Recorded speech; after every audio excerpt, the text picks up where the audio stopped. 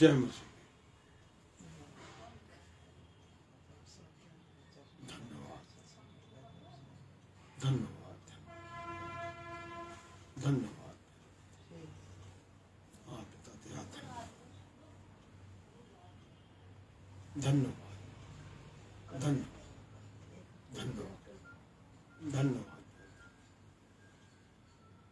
हम लोग प्रार्थना करते हैं, हम और आप मिलकर। धन्यवाद धन्यवाद धन्यवाद। जीवे जिंदा जलाली परमेश्वर तेरा शुक्र हो, तेरा शुक्र हो, तेरा शुक्र हो, तेरा शुक्र हो। हाँ पिता तेरा धन्यवाद करते हैं। ये जो आज का दिन, ये समय, ये तेरी ओर से मुहैया कराया गया प्यारे पिता। हाँ पिता हम हृदय से प्रसन्न हैं। तेरा धन्यवाद करते हैं प्यारे पिता कि हम, हमारी पत्नी, हमारा बेटा और तेरे तुझसे प्रेम करने वाले उस सब लोग मिलकर तेरी स्तुति, तेरी महिमा करने वाले, तेरी बड़ाई करने जा रहे हैं प्यारे पिता। तेरा धन्यवाद करते हैं। हर एक को आशीष दे, हाँ उनके परिवारों पे आशीष दे प्यारे यीशु मसीह। तेरा धन्यवाद करते। हाँ प्यारे पिता, प्रार्थना को परमेश्वर के पुत्र प्रभु यीशु मसीह के नाम से करते हैं। आमीन आमीन। जय मसीह की। आज फिर आपसे मुलाकात हो रही है। मेरे हृदय में आपके प्रति बहुत ही प्रसन्नता है, क्योंकि ये दिन प्रभु तू दिखाता है। हम बीमार नहीं होने पाए, हम परेशान होकर और झगड़े घर में होकर और तमाम चीजें होकर, उपद्रव होकर, शैतान के द्वारा कुछ भी ऐसी चाल चलने वाली, उसमें फंसने नहीं पाए। क्योंकि मालूम है, क्योंकि प्रभु तू हम लोग को अगुवाई करता हर चीज की।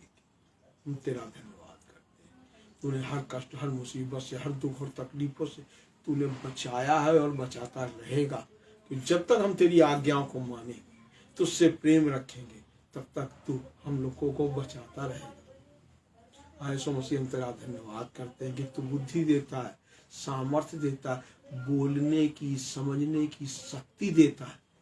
हाँ प्यारे पिता तेरा धन्यवाद करते हैं कि तूने शरीर में भी वो ताकत बख्शी कि प्यारे पिता हम खड़े होकर तेरी संगति करने पा रहे हैं प्यारे पिता। बीमार नहीं हुए, चलने फिरने में लाचार नहीं हुए, शरीर की कोई भी चीज, कोई भी कमी हम पर हावी नहीं होने पाई। ये तेरी दया है, तेरी दया, वो तेरी दया युगान युग तक, युगान युग तक। हमारी उम्र तो नहीं रहेगी, मगर हमारी उम्र जब तक रहेगी तब तक तू हमारे साथ रहेगा। उसके बाद जब तक तू रहेगा तब तक मैं रहूंगा तेरे साथ। तेरा धन्यवाद है, तू अपने प्रेम करने वालों को अपने साथ रखता है। ये बहुत बड़ी बात है। जिनसे तू प्रेम करता है, जिनको तू चाहता है, उनको अपने नजदीक, अपने पास बुला के रख लेता है, अपना बना के रख लेता है। आइए हम पवित्र शास्त्र के जरिए अपने पिता की उन पवित्र बातों को जानने और समझने पाए। जब हम जानने और समझने की इच्छा रखेंगे तो पिता वो बुद्धि देगा, समझ देगा, सद्बुद्धि देगा कि हम उसको जानने समझने पाए। आइए हम देखते हैं, हम निकालते हैं पवित्र शास्त्र, उसका 2 कुरिन्थियों 13 बाब का 4, 13 बाब का 4। वो निर्बलता के कारण क्रूस पर चढ़ाया तो गया। वह निर्बलता के कारण क्रूस पर चढ़ाया तो गया। तो तुम्हारे लिए निर्बल नहीं परंतु तुम में सामर्थी है। आमीन। धन्यवाद। आगे, तो अभी परमेश्वर की सामर्थ्य से जीवित है, हम भी उसमें निर्बल हैं, परंतु परमेश्वर की सामर्थ्य से जो तुम्हारे लिए है उसके साथ जिएंगे।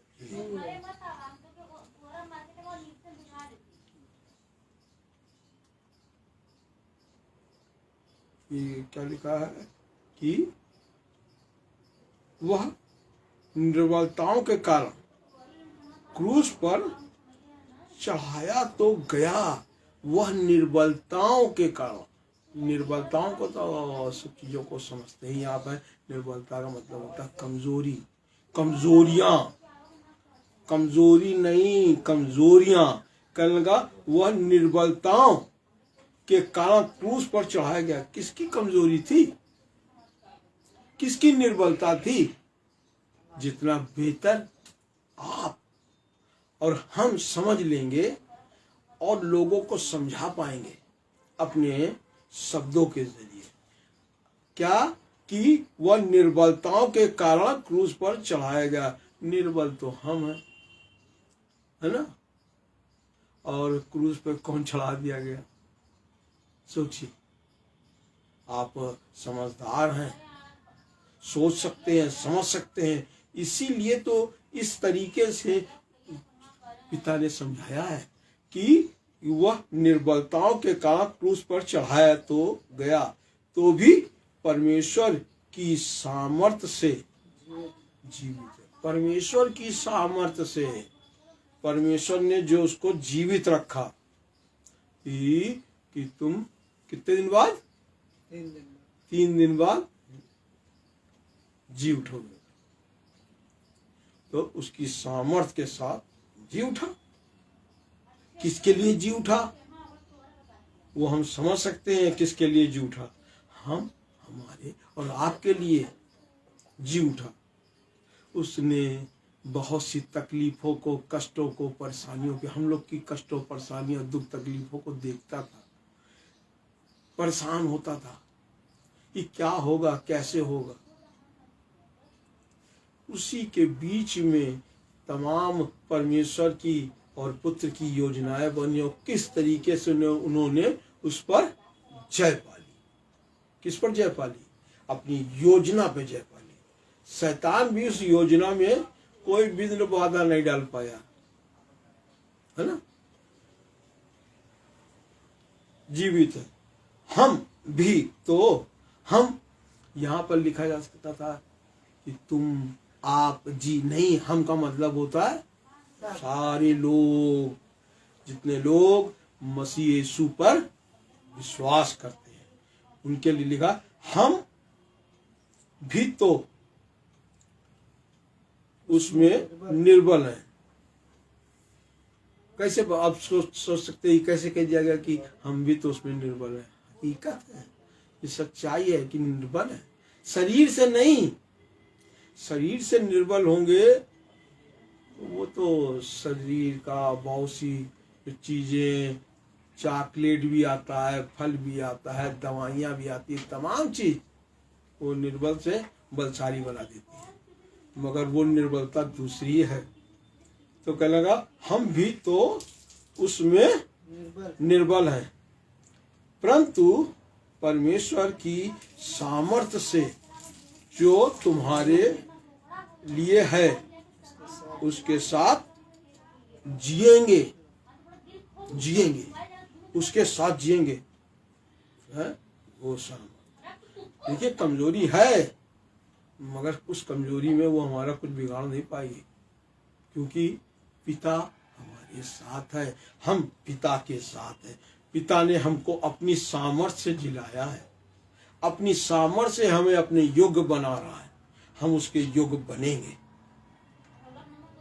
मैं नहीं, सब लोग, मैं, आप, भाई बहन, जितने लोग, सब लोग बनेंगे। बच्चे जितने लोग हैं सब बनेंगे। बनाने वाला कौन है? पिता, यीशु मसीह। वो बना लेगा, वो बनाता है। पहले कैसे थे सोचिए, अपने स्वभाव की ओर सोचिए, देखिए अपने आप को, है कैसे थे। पल में पता नहीं कौन सी बात कही जाए, मुंह से कौन सी बात निकल जाए।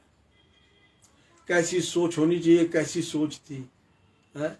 ऐसा दिन नहीं जाता था जिस दिन तमाम उपद्रव घर में ना मचे। और आज यीशु मसीह तुरंत, क्यों, क्या बात है। पहले तो सब कोई अगल बगल वाले जान जाते थे, अब कोई जान नहीं पाता। अब जैसे जानने की बारी आती है उससे पहले यीशु मसीह आ जाता है। क्यों गुस्सा हो? नहीं, गुस्सा नहीं है। तब ये प्रेम कर रहे हो क्या? नहीं, प्रेम नहीं, मन में तमाम अजीब बात शैतान ने डाल दी थी, हम प्रार्थना करने जा रहे। अब ये हालात है ना, तो प्रार्थना क्या करेंगे, प्रार्थना करते हैं। तो हम जब प्रार्थना करते हैं ना, तो कौन, यीशु मसीह बहुत खुश होता है, बहुत खुश होता है। मगर बहुत से लोग ऐसे हैं जो प्रार्थना करने में डरते हैं, क्यों, है ना, डरते हैं। आइए हम उनकी अंदर की जो डर है, भय दूर करते हैं। हुरी तलरिया शल्ला खोर तलरिया नरिया ने खोर तलरिया शल्ला करो लगर बेंदरिया शल्ला रदला लल्ला को अरे तलरिया शने करो लगर बेंते इना कार तलरिया शल्ला कार तलरिया शल्ला। तेरा लहू डालता हूं प्यारे पिता, तेरा लहू प्यारे यीशु मसीह, और उनके शरीरों पर प्यारे पिता, उनकी बुद्धियों पर प्यारे पिता। और तलरिया शल्ला खोर लगर बेंजे नारदलरिया शल्ला खोर लगर बेंजे ओ उनको समझ की। ओ प्यारे पिता रीता इससे खो तेरे पवित्र नाम से, यीशु मसीह के नाम, यीशु के नाम। तेरा धन्यवाद।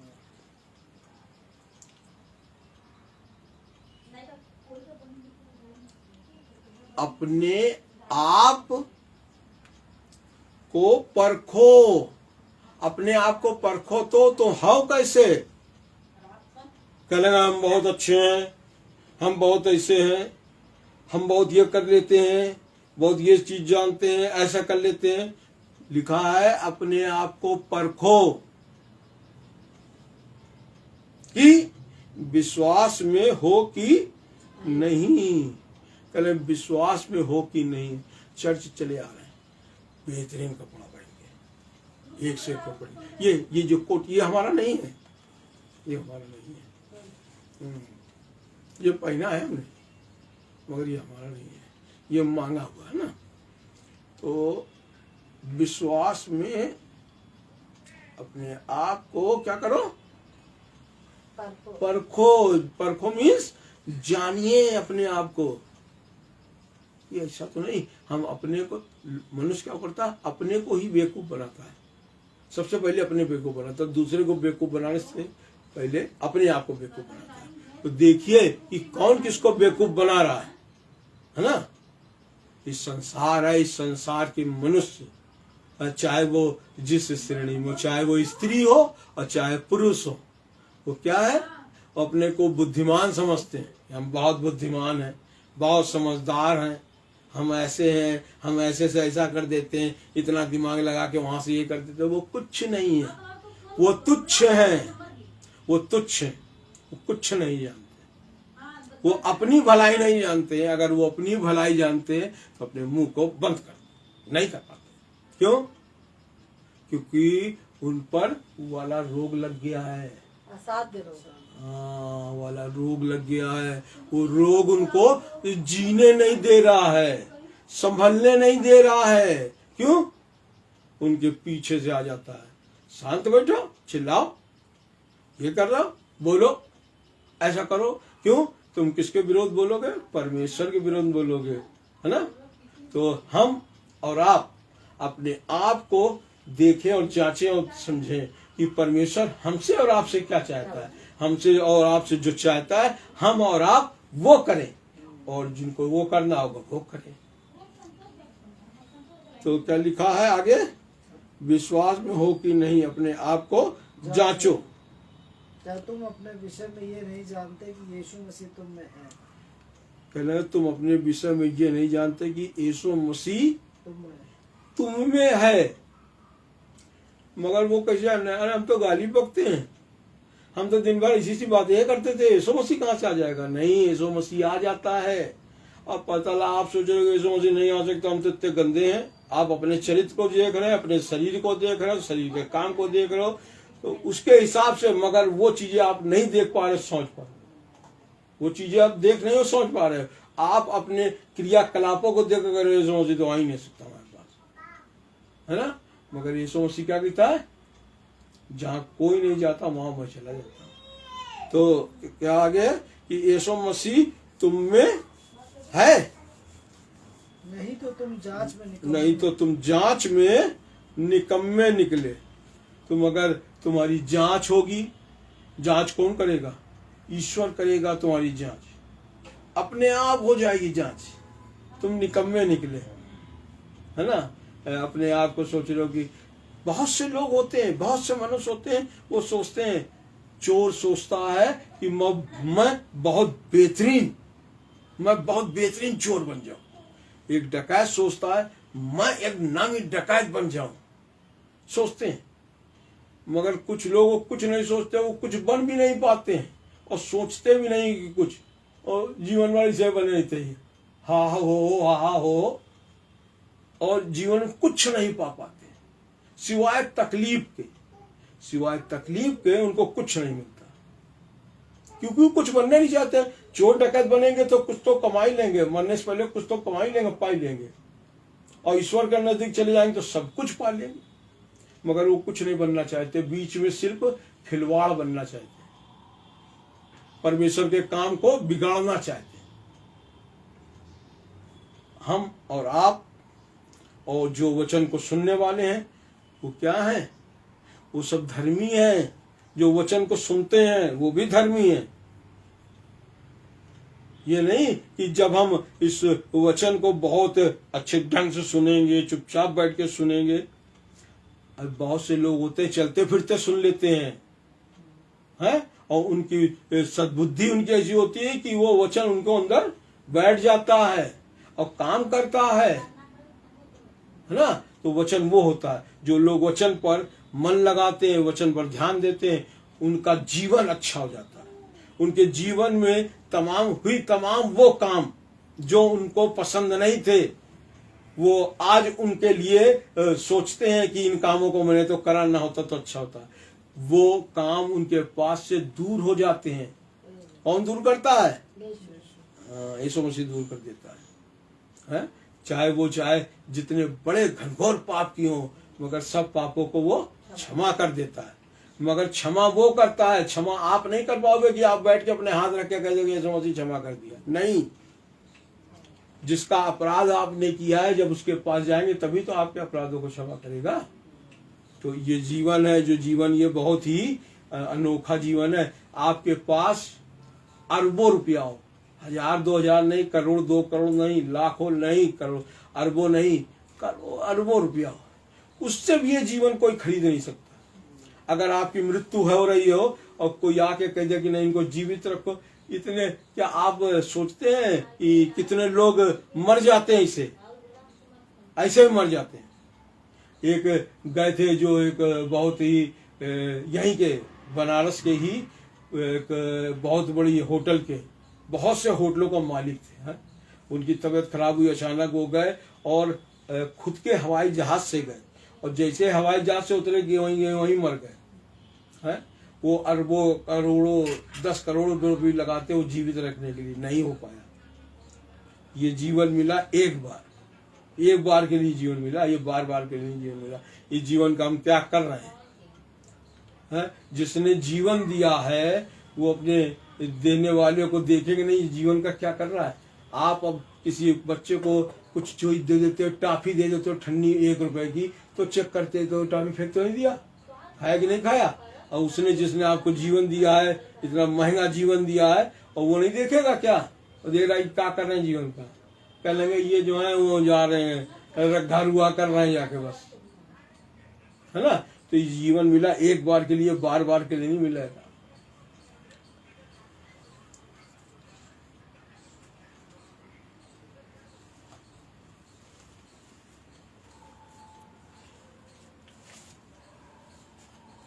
आइए हम पवित्र शास्त्र को खोलें।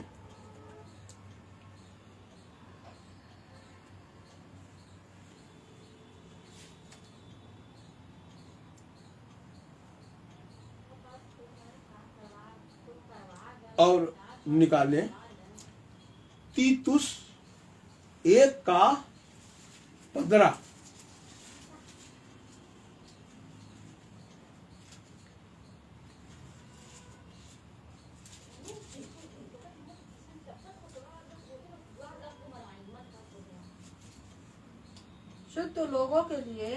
शुद्ध लोगों के लिए सब वस्तुएं शुद्ध हैं, सब वस्तुएं शुद्ध हैं, पर अशुद्ध और अविश्वासियों के लिए कुछ भी शुद्ध भी नहीं। शुद्ध नहीं, वरन वरन उनकी उनकी बुद्धि और और विवेक दोनों अशुद्ध हैं। शुद्ध है। बाइबल में लिखा है कि शुद्ध लोगों के लिए सब वस्तु शुद्ध है। सब वस्तु शुद्ध, शुद्ध लोगों के लिए। अब शुद्ध लोग, जो शुद्ध का क्या मतलब होता है? साफ सुथरे। तो साफ सुथरे क्या नहाए धोए? नहीं, चरित्र से नहाए धोए, सोच से नहाए धोए हैं। आप गंदे रहो उससे फर्क नहीं पड़ता, मगर आप अगर अंदर से गंदे हो तो फिर बहुत फर्क पड़ता है ना।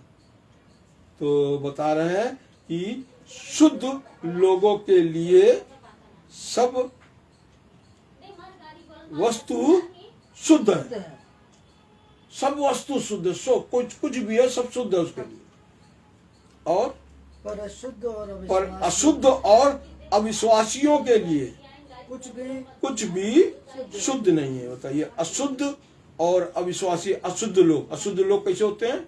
जिनका कोई भी चरित्र नहीं, कोई भी स्वभाव नहीं, कोई भी मन नहीं, कभी इधर तो कभी उधर, कभी ऐसा तो कभी वैसा, तो कभी ये सोच कभी वो सोच, कभी ऐसा तो कभी वैसा, कभी वो। तो उनको समझ ही नहीं आता कि ये जीवन हम किस तरीके की। तो अशुद्ध और अविश्वासी, वो विश्वास भी नहीं कर पाते, किसी चीज पे विश्वास नहीं करते। अविश्वासियों से के लिए कुछ भी कुछ भी शुद्ध नहीं उनके लिए। वरन उनकी बुद्धि और विवेक दोनों अशुद्ध। उनके सोचने समझने की शक्ति भी अशुद्ध है ना। तो जब हम और आप परमेश्वर के काम को क्या करते हैं? बिगाड़ते हैं। जब हम परमेश्वर के काम को बिगाड़ते हैं तो परमेश्वर हमारे काम को बनाएगा नहीं, कभी नहीं बना सकता। सोचना चाहिए कि अगर हम परमेश्वर के कामों को बिगाड़ रहे हैं तो जब वो बिगाड़ रहे हैं तो वो तुम्हारे काम को बनाएगा? कभी नहीं बना सकता, जीवन में नहीं बना, कभी नहीं। और लोग, मनुष्य अपनी ही तकलीफ को बुलाते हैं। क्योंकि मालूम है, अपनी तकलीफ बुलाते हैं। खुद परमेश्वर से बलवा कर सकते हो? मनुष्य तो कर सकते हो, परमेश्वर से बलवा नहीं कर सकते। मगर बहुत से मनुष्य परमेश्वर से बलवा करते हैं। तो हम और आप अपने आप को जाने और परखें, परमेश्वर को क्या, कि हमने परमेश्वर को क्या दिया है?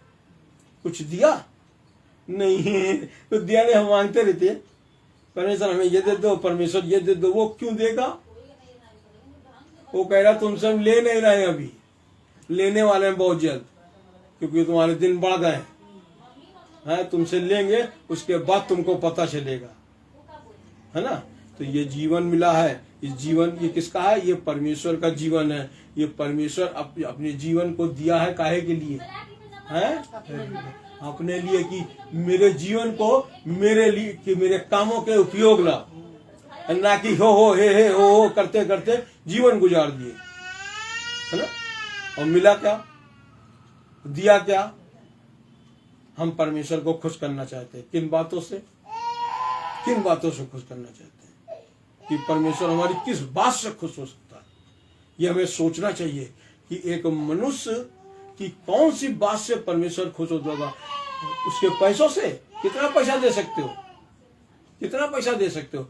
सिर्फ जीवन पैसा मांगते बिकता है, देते तो कुछ नहीं हो। खाना मांगते मिलता है, और क्या दे सकते हो? ये जो जीवन मिला, ये एक बार के लिए मिला है, ये बार के लिए नहीं मिला है, एक बार के लिए मिला। परमेश्वर एक एक चीज जानता है कि आपके मनों में क्या है, आप मेरे लिए कितना उपवास करते हो और कितना मेरे लिए उपवास करवाते हो।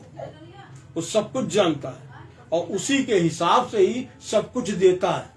क्योंकि वो समय होता है, कहता हर चीज का समय होता है, काटने का, रोने का, गाने का। अभी कोई व्यक्ति हंसने का समय तो वो हंसेगा ही, है ना। चिल्लाने के समय तो चिल्लाएगा भी, अब जब रोने का समय आएगा तो रोएगा भी। तो सब चीज अभी ये भी ले, वो भी ले, वो भी ले। जब रोने का समय आए तो रोए, है ना। तब कौन छुड़ाएगा, तब कौन बचाएगा? अगर जब आपको घेरने वाला खुद परमेश्वर हो तो बचाएगा कौन? विरोध में आप उसके हो तो अपने आप को जांचिए, देखिए, समझिए कि आपकी तकलीफें क्या है। आपकी तकलीफ है क्या, खुद नहीं मालूम। आइए पवित्र शास्त्र निकालते हैं दूसरे, उसको हम लोग पढ़े जाने।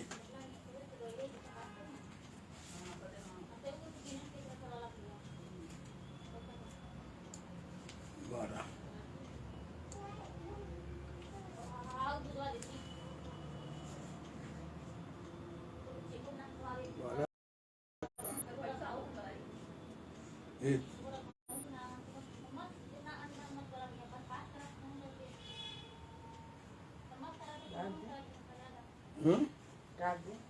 क्या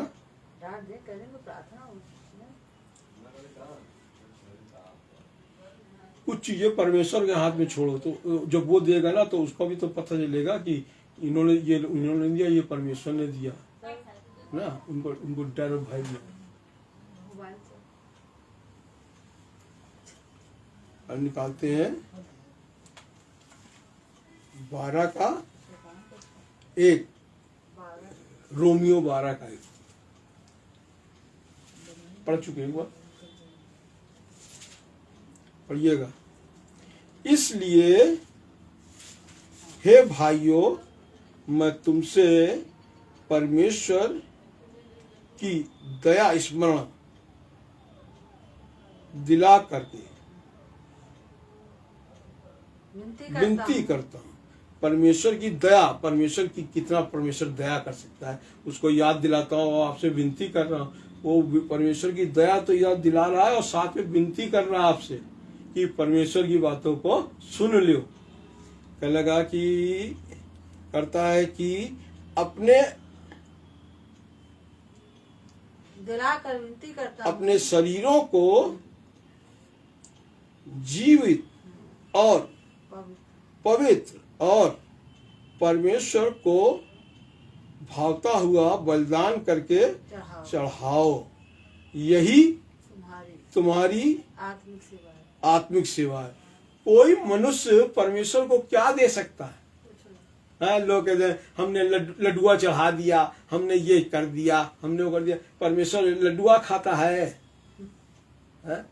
लोग समझते नहीं है। परमेश्वर लड्डुआ खाता है, परमेश्वर बर्फी खाता है, परमेश्वर ये खाता है। परमेश्वर जो खुद जिनको खिला रहे वो खुद कह रहा है कि ये सब कुछ तो मेरा है, मैंने इन्हें किसके लिए बनाया? अपने बच्चों के लिए। कहला तुम लोग खाओ, और लोग उनको खिला रहे। तो हम और आप जो जीवन परमेश्वर ने दिया है उस जीवन को किस तरीके से परमेश्वर की निगाह में होकर देखें। परमेश्वर की निगाह में होकर तब देख पाते हैं जब हम परमेश्वर से प्रेम करते हैं। जब हम उससे प्रेम करते हैं तो उसकी हर चीज से प्रेम करते हैं, और उसकी जब हर चीज से प्रेम करते तो उसकी ऐसी सोच भी हो जाती है हमारी, और समझ भी हो जाती है। तो जब हम उन चीजों से प्रेम करते हैं तो परमेश्वर भी हमसे प्रेम करता है। परमेश्वर चाहता है कि तुम अपने आप को मुझको सौंप दो, मैं तुमसे प्रेम करूं, तुम्हारे पूरे शरीर पर मेरा कब्जा है, पूरे शरीर पर। तुम्हें दुख तकलीफों से, कष्टों से, परेशानियों से, अभावों से मुक्ति दिला दूं। हर व्यर्थ की चीजें जो तुम्हें परेशान करी हैं, तुम्हारे शरीरों पर हैं, उनसे तुम्हें मुक्ति दिला दूं। अपने आप को जांचिए, अपने आप को सोचिए कि हम किस तरीके से परमेश्वर को प्रेम करते हैं कि परमेश्वर को जानते ही नहीं है। परमेश्वर लड्डू खाने से खुश हो जाएगा, केला खाने से खुश हो जाएगा? सब कुछ तो उसी ने बनाया, तो जब सब कुछ उसी ने बनाया तो सब कुछ तो उसी का है। कहता जो अपने आप को क्या करो, परमेश्वर के हाथों में सौंप दो। तो परमेश्वर के हाथ में सौंपोगे तो परमेश्वर आपको बनाएगा। ये तो खराब चीजें तो आपको भी परेशान कर रही है। आप अपनी सोच के देखिए कि अकेले बैठ के क्या सोचते हो, क्या क्या सोच रखते हो। जब बुजुर्ग हो गए तो भी क्या सोच रखते हो। तो अपने आप को जानिए, जांचिए, सोचिए। परमेश्वर के पवित्र पाक कलाम को पढ़े जाने और सुने जाने पर आशीष हो। धन्यवाद करते हैं। आइए अपनी आंखों को बंद करिए, हम और आप मिलकर प्रार्थना करते हैं। धन्यवाद धन्यवाद धन्यवाद धन्यवाद धन्यवाद। जी भी जिंदा जलाली परमेश्वर तेरा शुक्र हो, तेरा शुक्र हो, तेरा शुक्र हो। प्यारे पिता तेरा धन्यवाद करते हैं आज के दिन, इस सुंदर समय के लिए जो तेरी ओर से बनाया गया और प्यारे पिता तेरी ओर से मुहैया कराया गया। हाँ प्यारे पिता परमेश्वर, तेरी पवित्र बातों को सुनने वाले प्यारे पिता परमेश्वर तेरे जरिए आशीष पाए प्यारे पिता परमेश्वर। हाँ प्यारे पिता, हर दुख तकलीफों से उन्हें निकाल, अच्छी बुद्धि अच्छी समझ दे, उनको नर्म बना प्यारे पिता। शैतान के द्वारा उपजाए गए हर एक चीजों से उन्हें बचा ले प्यारे पिता परमेश्वर। तेरा लहू चाहते हैं, तेरा लहू ने बुद्धि ज्ञान और समझ दे। तेरा धन प्रार्थना को परमेश्वर के पुत्र प्रभु यीशु मसीह के नाम से मांगता हूँ। आमीन आमीन आमीन।